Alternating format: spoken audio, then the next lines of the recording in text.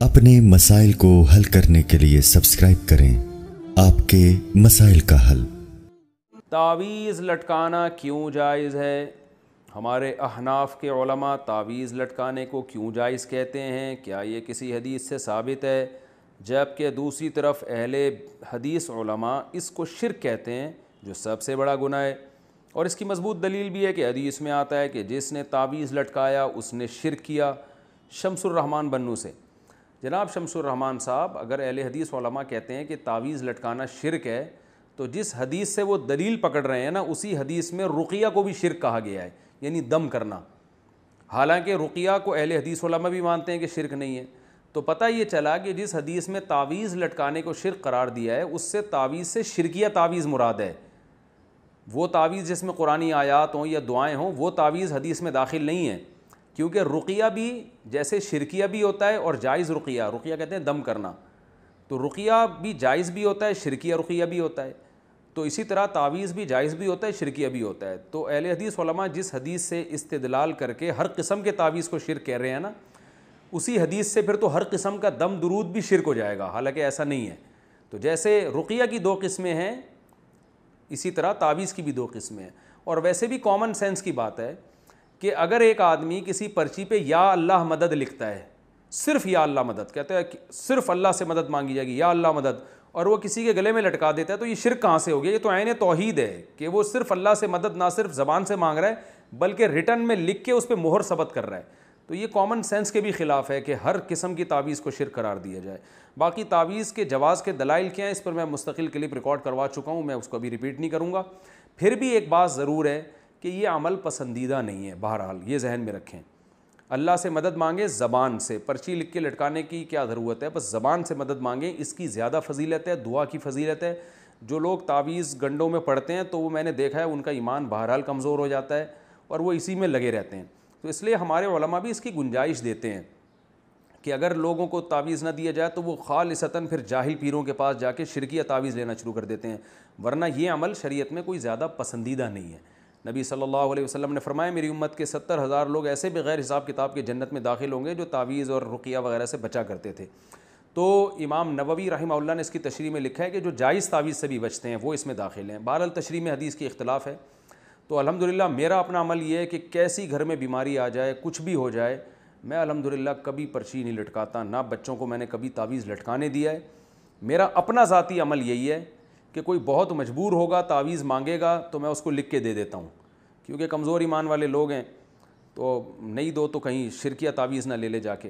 अपना अमल ये है कि मेरे जितने बच्चे हैं, मैं ख़ुद भी, घर वाले भी, मैं कभी किसी को तावीज़ नहीं पहनने देता। इसको मेरे यहाँ तो ऐसा है जैसे ये पता नहीं कितना बड़ा जुर्म कर लिया कि भाई हम क्यों इन चक्रों में, तावीज़ गंडों में फलीते पलीतों इन चक्रों में क्यों पड़ें। कोई मैं कभी देखता हूँ बच्चे अपने ननियाल गए, कहीं कोई पर्ची तावीज़ लटका के ले आया, उधर ही मैं ऐसे पकड़ के ऐसे खींचता हूँ उसको, बोलता हूँ कुछ भी हो जाए, भले जिन चुड़ैल भूत ही आ जाए, अल्लाह ना करे, भूत भी आ जाएगा फिर भी तावीज़ नहीं लटकाना, जाओ ऐसी की तैसी। ऐसे इंसान तमीज़ से ज़िंदगी गुजारे, कुछ नहीं होता इंशाल्लाह। कोई जिन चुड़ैल भूत, और फिर जिन चुड़ैल भूत खुद ही अपना रास्ता तब्दील कर लेते हैं, आते ही नहीं। वो देखते हैं ऐसे लोगों को जो इस किस्म के कमज़ोर ईमान होता है ना, वहीं ज़्यादा आते हैं। तो इन चक्करों में ना पड़ें। जो सुन्नत अमल है, सूरह फलक सूरह नास रात को हाथ पे दम करके अपने ऊपर फेर लिया करें, बच्चों पे फेर लिया करें। मशहूर दुआ है, आऊज़ु बिकलिमातिल्लाहि ताम्मा मिन कुल्लि शैतानिन वहाम्मा व मिन कुल्लि ऐनिन लाम्मा। ये दुआएं पढ़ा करें। बिस्मिल्लाहिल्लज़ी ला यज़ुर्रु मास्मिही शैउन फ़िल अर्ज़ि वला फ़िस समाई व हुवस समीउल अलीम। ख़ानदानी दुआएं बस ये पढ़ा करें, काफ़ी इतना। अल्लाह ताला अमल की तौफ़ीक़ अता फ़रमाए। तावीज़ पहनकर वॉशरूम जाना, क्या कुरानी आयात का तावीज़ गले में पहनकर वॉशरूम जा सकते हैं? ये पूछा है जी मुहकिमुद्दीन पन्नू आकिल से। या तो मुहकमुद्दीन इनका नाम है या मुहकिमुद्दीन है। देखें, कुरानी आयात अगर चमड़े में लिपटी हुई हों या किसी ऐसी चीज़ में बिल्कुल बंद हों कि वो नज़र ना आ रही हों, तो फिर उनको पहन के आप वॉशरूम जा सकते हैं। लेकिन वैसे जनरल नॉलेज के लिए आपको बता रहा हूँ कि चाहे तावीज़ में कुरानी आयात ही क्यों ना हो, तावीज़ का पहनना बहरहाल है गैर मुस्तहब, अफजल नहीं है, आला दर्जे के तवक्कुल के ख़िलाफ़ है। तो अफजल यही है कि तावीज़ ना पहना जाए, चाहे कुरानी आयात पर मुश्तमिल क्यों ना हो। बेहतर यही है इससे इज्तनाब किया जाए। और ख़ास तौर पे जो लोग तावीज़ गंडों में पढ़ते हैं ना, वो उनकी नस्लें क़यामत तक पड़ी रहती हैं, इसमें پڑی رہیں گی. تو اپنے آپ کو دور رکھیں ان چیزوں سے, دعا مانگا کریں. اور جو رقیہ ہے سورہ فاتحہ ہے, سورہ فلق, سورہ ناس, رات کو پڑھ کے دم کیا کریں. سورہ فلق, سورہ ناس پڑھ کے دم کرنا سنت عمل ہے. آیت الکرسی پڑھ لیا آیت الکرسی, بس اتنا کافی ہے. ان چیزوں میں زیادہ نہ لگیں, یہ وہمی بچ جاتے ہیں. میں نے دیکھا ہے جو تعویذ استعمال کرتا ہے پھر ایک دفعہ نہیں, پھر تو وہ اس کے گلے میں بھی کالے کالے پٹے پڑے ہوئے ہوتے ہیں, پھر ہاتھوں میں بھی, یہاں بھی دھاگے, انگوٹھے پہ بھی دھاگے, وہ انہی چکروں میں لگا رہتا ہے. عجیب سا لگتا ہے کالے کالے پٹے گلے میں پڑنا, ویسے بھی انسان کی زینت کے بھی خلاف ہے. تو قرآن ویسے ہی پڑھ لیں, پرچی میں لکھ کے لٹکانے کی کیا ضرورت ہے. میں حرام ناجائز نہیں کہہ رہا, قرآن ہماری رائے یہی ہے کہ قرآن اگر کوئی پرچی میں لٹ کے بعض لوگ اس کو شرک کہتے ہیں, عجیب غریب قسم کا شرک ہے. شرک کہاں سے ہو گیا؟ ایک آدمی تعویذ میں یا اللہ مدد لکھ کے لٹکا دے, وہ تو توحید پر مہر لگا رہا ہے, وہ شرک کہاں سے ہو گیا؟ اور یہ جو تعویذ کو حدیث میں شرک کہا گیا ہے نا, تو اس سے مراد شرکیہ تعویذ ہے, اس کو شرک کہا گیا ہے, کیونکہ اسی حدیث میں رقیہ کو بھی شرک کہا گیا ہے. تو ظاہر ہے اس سے مراد شرکیہ رقیہ ہے. تو تعویذ جو جس کو شرک کہا گیا اس سے مراد شرکیہ تعویذ ہے. اور ویسے بھی یا اللہ مدد لکھ کے پرچی پہ آپ لکھ کے لٹکائیں گے تو وہ شرک نہیں, وہ تو عین توحید ہے نا, اللہ سے مدد مانگ رہا ہے صرف. تو شرک اور توحید کی بات نہیں ہے.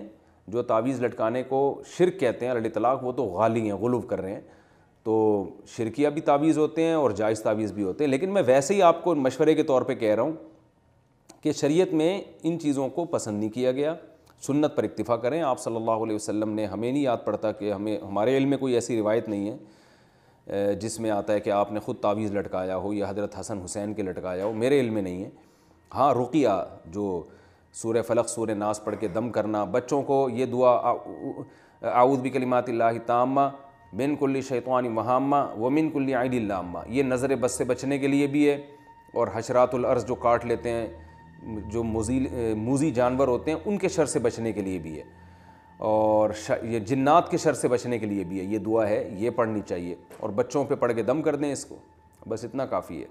انڈیا سے میرا سوال یہ ہے کہ جس طرح تعویذ لٹکانا حرام ہے, تو کیا اسی طرح آیت الکرسی یا کوئی دعا وغیرہ پرس یا گاڑی میں لٹکانا یا رکھنا جائز ہے یا نہیں؟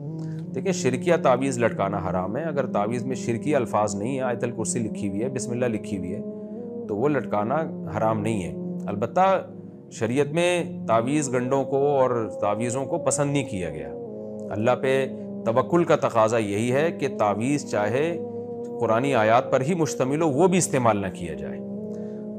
اللہ کا شکر ہے میرا اپنا عمل بھی یہی ہے, اور ہم نے اپنے والدین کو بھی اسی طرح دیکھا, اپنے باپ دادا کو بھی اسی طرح دیکھا, کبھی تعویذ نہیں لٹکایا, اور اپنے اکابر کو بھی اسی طرح ہم نے دیکھا ہے. تو اس سے بچیں آپ اس عمل سے, کیونکہ جو لوگ اس طرح تعویذ لٹکاتے ہیں نا, تو وہ پھر وہ وہم کی جو ہے نا, پھر وہ اللہ پہ جو توکل میں کمی آتی ہے وہ پھر ختم نہیں ہوتی. پھر ان کے کبھی دھاگے, کبھی پاؤں پہ انگوٹھے پہ دھاگے, کبھی فلانے دھاگے. تو تعویذ ایک ایسی چیز ہے جس کی حوصلہ شکنی کرنی چاہیے. باقی یہ کہ کوئی اگر قرآن کی آیتیں لکھی ہوئی ہیں یا دعائیں لکھی ہوئی ہیں جس کا مضمون شرکیہ نہیں ہے, اللہ کی حمد و ثنا ہے اس میں, تو وہ تعویذ لٹکانا حرام نہیں کہا جا سکتا اس کو. حدیث میں جس تعویذ کو شرک کہا گیا ہے, تو ظاہر ہے شرک تو وہی تعویذ ہوگا نا جس میں شرکیہ الفاظ ہوں گے یا شرکیہ مضمون ہوگا اس کا. لیکن آیتیں وغیرہ بھی لکھی ہوں تو اس سے اجتناب کریں آپ. بہت زیادہ ہے تو رقیہ کر لینا چاہیے. رقیہ آیت الکرسی پڑھ کے دم کر دیا, سورہ فاتحہ پڑھ کے دم کر دیا. تعویذ گنڈوں سے بچنا چاہیے.